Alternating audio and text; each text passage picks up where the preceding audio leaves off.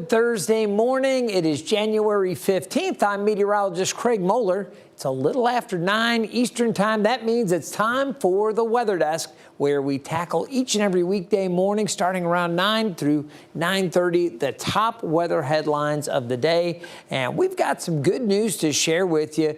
On some fronts, we've got some things a little touch and go in other areas. And we've got some interesting weather to talk about looking forward through the weekend and beyond. So let's get to our weather headlines. We start with this. I want to thank you for tuning in to 13 News Now Plus. And if you're watching us on YouTube, we love to have you watching. We love your comments and your feedback. Here's what we have for you. That good news. The Crew 11 that was up on the International Space Station, they are home safely. So we're going to talk about that. We have Midwest snows causing some travel trouble. As you might imagine, the snow can create problems on the roads, and we've seen it already. We'll update you on where it's snowing and where that snow is headed coming up here in just a bit. We're also going to take a look at avalanche concerns up in Alaska. You remember previously, I think it was a few days ago, we were talking about avalanches that were caught on camera up around Juneau and that avalanche risk that's been up there. Well, there's more away from Juneau as well. So we're going to talk about that. I've got an update. The brand new U.S. drought monitor came out. We will update you on areas that could use some rain. Other areas are doing just fine. And if you're watching from Hampton Roads, that's in Southeast Virginia or Northeast North Carolina, we have more of our area right here in this part of the country under moderate drought. So I'll show you that as we get into that update a little bit later in our show. In addition, we've got an interesting look back at how weather has helped shape U.S. history. Great story from one of my colleagues here at 13 News Now. And we're going to talk about snow chances later in the weekend coming up on Sunday. I think we're going to see a little bit of snow. We'll talk about it coming up. We're going to start off, though, by taking a look at the return home from the ISS, the International Space Station, as astronauts made the splashdown this morning. There were 4 NASA astronauts forced to cut their mission a little short from the International Space Station due to a medical concern. They're now back safely here on Earth. Check it out. Crew 11 splashed down off the coast of California around 4 o'clock this morning. You're looking at the video. NASA recovered the pod from the water not far from San Diego. This medical evacuation is something no other space station crew has ever had to do. ABC's Andrea Fujii explains what's next. This morning, 4 astronauts coming home after undocking from the space station. Undocking confirmed. The crew splashing down off the San Diego coast, returning to Earth 1 month early because of a medical situation on board. The astronauts spoke earlier about their unprecedented early departure. What was not surprising to me was how well this crew came together as a family to help each other and just take care of each other. The commander of the SpaceX Crew 11 held a change of command ceremony with the 3 crew members behind him, Kimiya Yui, Oleg Platonov, and Zina Cardman. 2 Russians and a NASA engineer remain on board. We're from all over the planet, and we're working together. It's a great symbol of what human beings can do. Though in the video, all the astronauts look to be in good spirits, it's not clear which one has the undisclosed medical issue, with NASA only saying the astronaut is in stable condition and the return was not an emergency. But doctors on Earth will be able to better diagnose the issue. Experts say astronauts are trained to address medical emergencies, but some situations require more. Basically, the condition might be something that requires an urgent further assessment or specialized assessment, which the ISS does not have, or even specialized management. They would then consider even an immediate deorbit if that was needed, but in this case, an evacuation. The crew hugging goodbye to the astronauts they left behind, who will stay in space until the new crew arrives next month. Today, the 4 astronauts fly to Houston, where they'll face a routine evaluation, and the sick astronaut will undergo testing. Andrea Fujii, ABC News, New York. Right now, parts of the United States, really the Northeast, dealing with some rain and some snow, and that snow has been problematic. I want to take a live look, if we have it available, from Erie, Pennsylvania. You can see some of the snow right there still flying across that part of the country. It has been a problem, as I mentioned, as some folks, especially in the Midwest, have been dealing with the snow. And you can take a look at the conditions right now near Cleveland, Ohio. Dozens of schools around Cleveland are right now closed due to the snow, and more than 200 crews with the Ohio Department of Transportation are working to clear roads. Now to northern Indiana, check out the dangerous driving conditions in Elkhart County, not far from the Michigan state line. In fact, all the heavy snow and ice on the roads caused a 30-car pileup there. This is a look at the aftermath on Interstate 90 last night. Check this out. Again, about 30 cars involved in this crash, including multiple tractor trailers. It shut down the road for several hours. People were taken to the hospital, but fortunately, everyone is expected to survive. All right, we're going to take a look at where some of the snow continues to fall. Again, we mentioned Erie, PA, still dealing with some snow as we look back across New York State. We'll start off with a closer look up into Maine. The snow flying here, there's rain a little closer to the coast, but they are seeing this snow kind of working. A little bit of rain-snow mix around Berlin. As we look back into northern portions of Vermont, New Hampshire, they've got some snow flying in those areas as well. Syracuse, New York, seeing some snow down through Binghamton. Areas around Albany getting a little break for now, but they may see a few areas of snow. There's snow at Rochester, back over towards Buffalo, off and on snow showers there as well. Again, Erie, PA, we showed you that area getting a little bit of a break. Still some flurries there, but more snow set to move in. Cleveland's been hit hard. They're getting more snow this morning. Akron, Ohio also seeing it. And we've got some snow showers there off to the north of Pittsburgh at this time.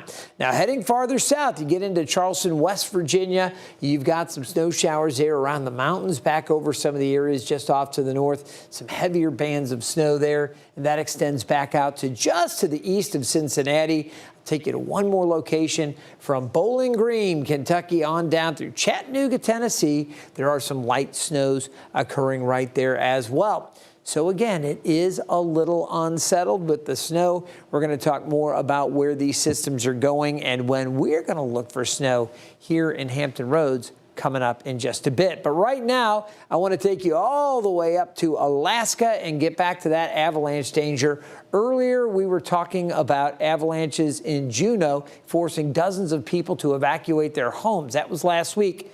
Threat isn't over.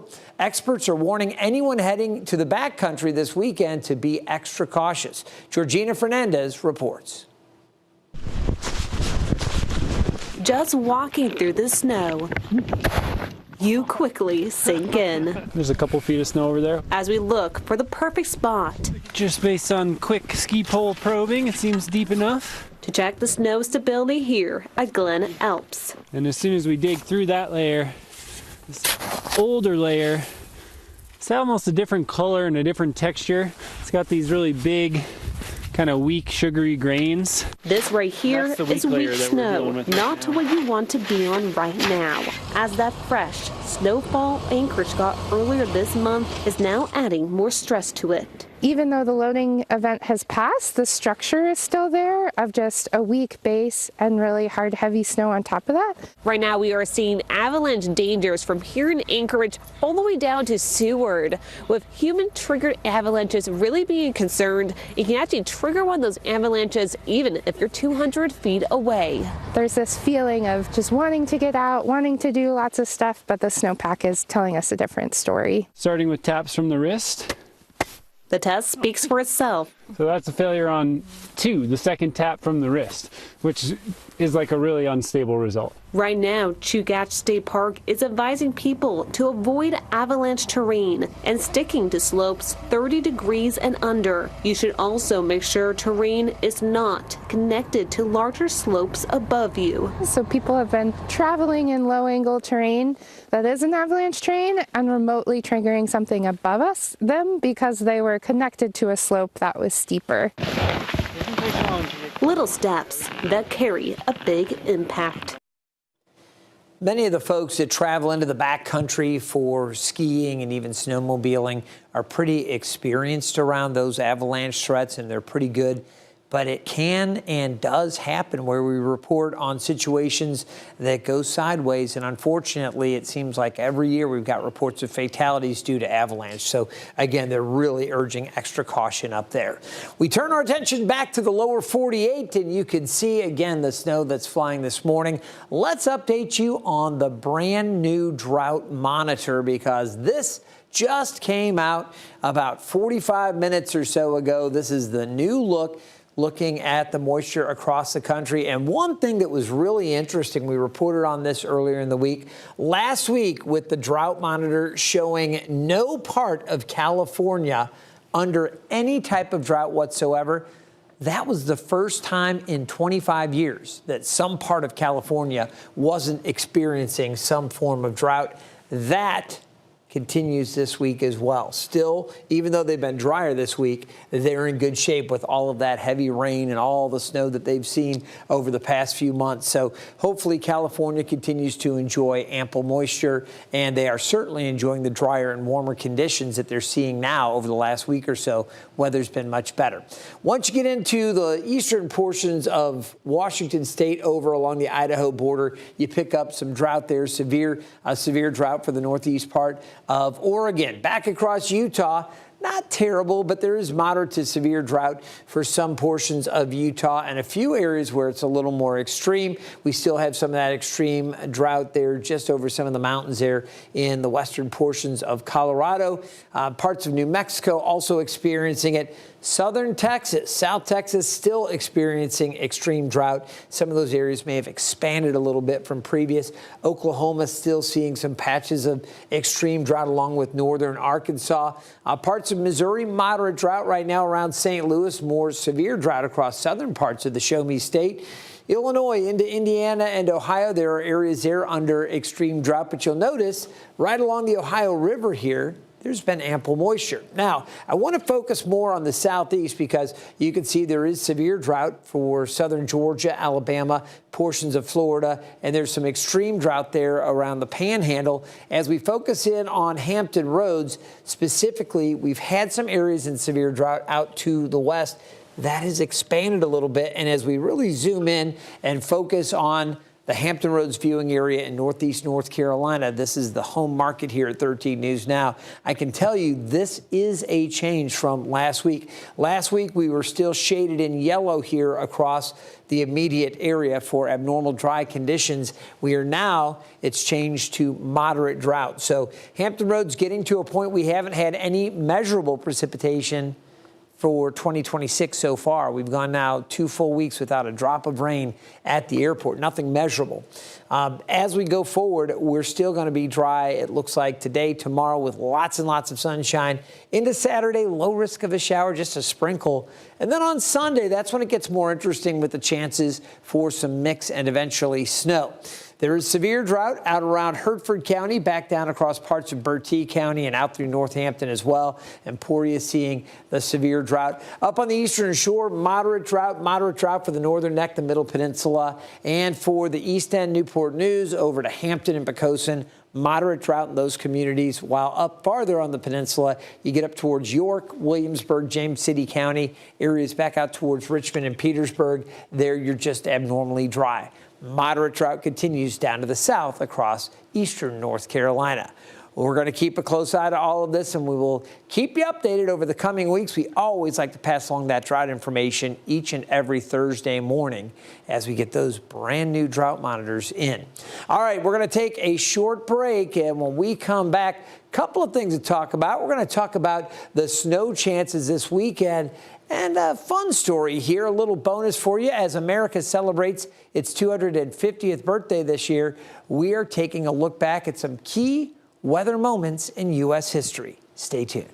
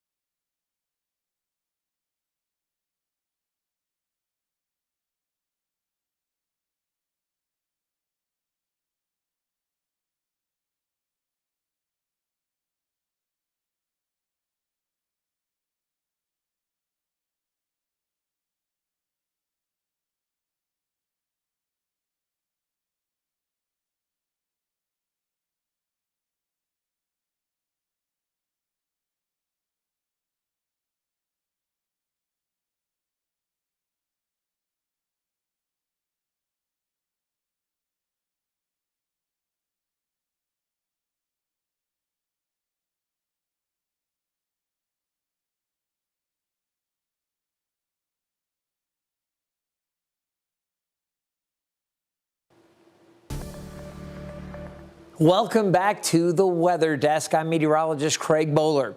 America celebrates its 250th birthday this year, and we're looking at how weather has shaped our history. From droughts to unexpected storms, the elements have often changed the course of our nation.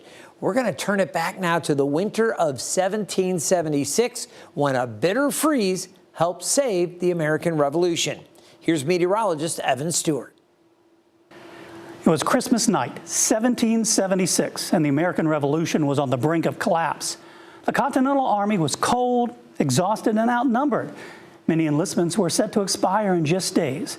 And then the weather turned brutal. Snow and sleet pelted the troops, and the wind howled. Temperatures plunged below freezing, and the Delaware River filled with chunks of ice, making a nighttime crossing nearly suicidal. But George Washington saw something the British didn't. This nor'easter convinced British and Hessian forces in Trenton that no attack was possible. Guards relaxed, patrols thinned, and no one expected an army to move, let alone fight in this severe weather.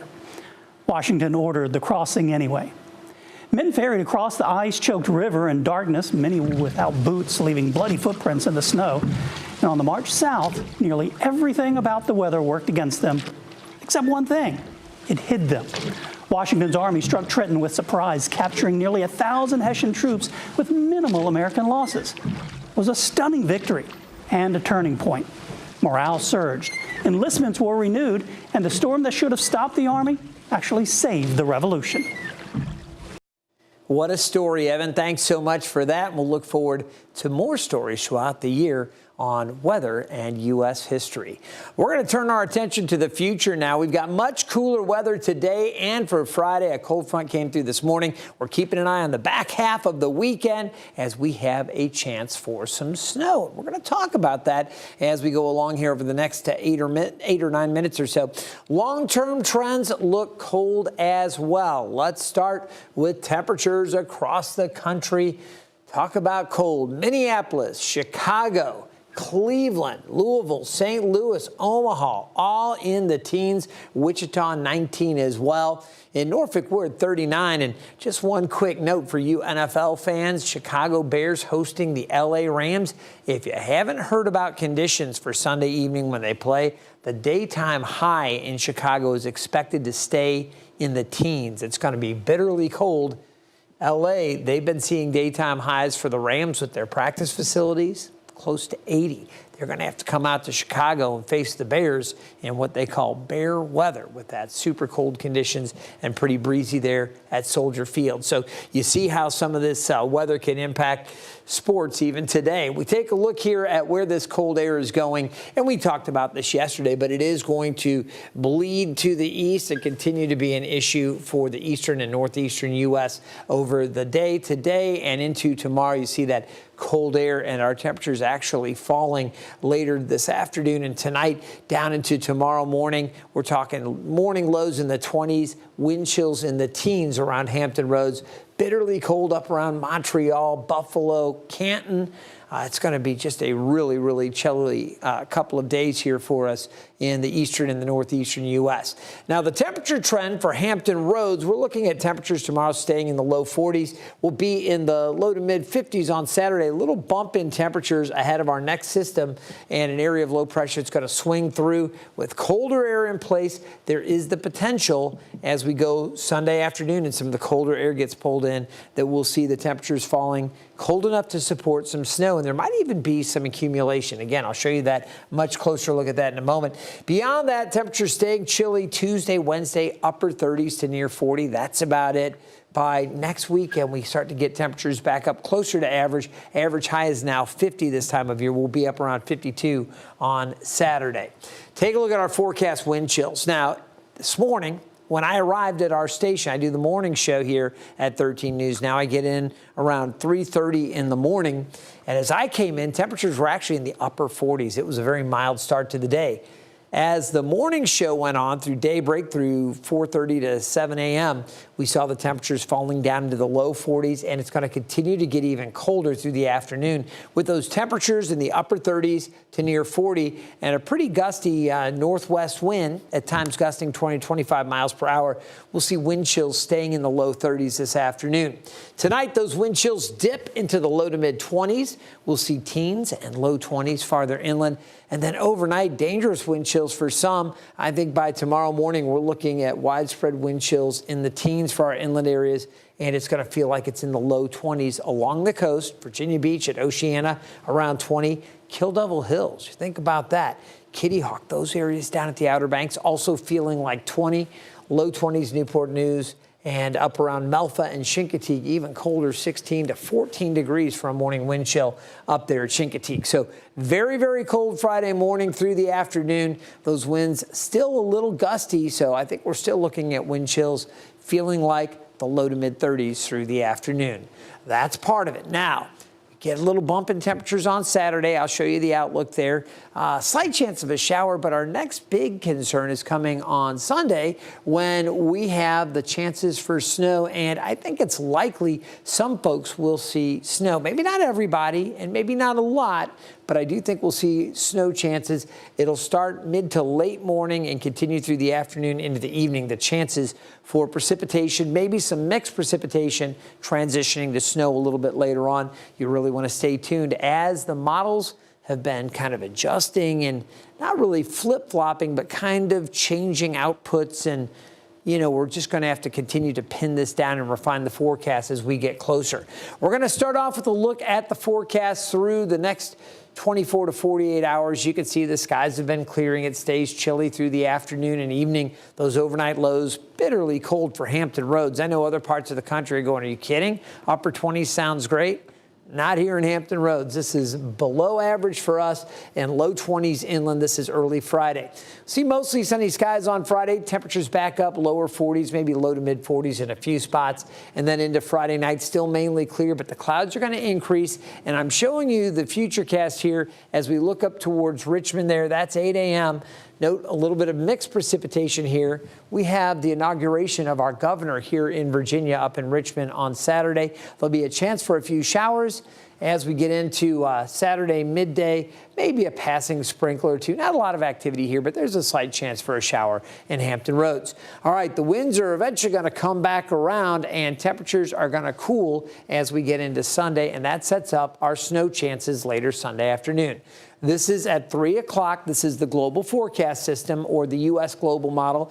You see how it produces some snow across parts of the area, a little bit of mix down to the south, and then rain showers for eastern North Carolina.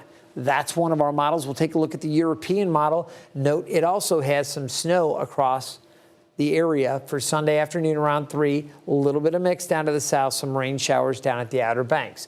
Both of the models are showing it, so let's kind of time this out on Sunday. You can see how the GFS kind of brings that in late morning to early afternoon.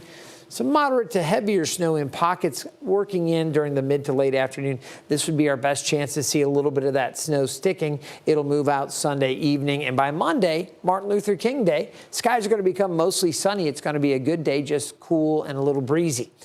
Here's a look at the Euro, and you can see more chance of mixed precipitation, maybe transitioning to snow again during the afternoon. Some of that mix settling farther east and south, rain down around the southern Outer Banks.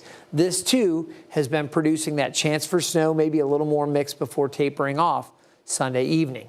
Now, the Euro has been more consistent with its projections. The GFS at times has showed 4 to 5 inches. At other times, like a ½ an inch to 1.5 inches. It's been going back and forth. Right now, GFS suggests we could see 2, 2.5, maybe 3 inches in some spots. The Euro has consistently been saying maybe 1 inch to 1.5 inches. And the Euro is the more reasonable of these solutions, given the ground temperatures and everything going into this. So we're probably going to be closer to this, but we need to continue to watch, and we'll keep you updated. All right, so the bottom line is models still showing snow this morning for the region as we look ahead to Sunday. We're likely going to see some rain or mix at the very beginning with a changeover to snow. Still uncertainty, so keep checking back for updates. We stress that because we may continue to modify the forecast. It's still cloudy out there as we check in with the Thompson Creek Window Company Skyview. You can see those clouds out there now. They are going to clear out later on, and we're down to 39 degrees. Small craft advisories up for the bay and the ocean.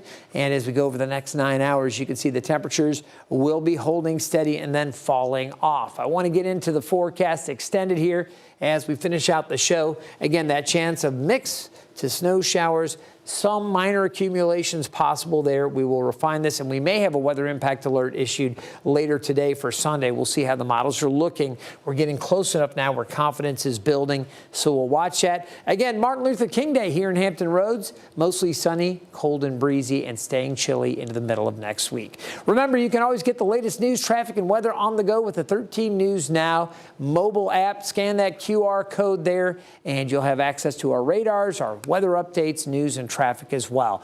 Thank you so much for spending this time with us here on the Weather Desk. I'm meteorologist Craig Moeller. We'll see you next time.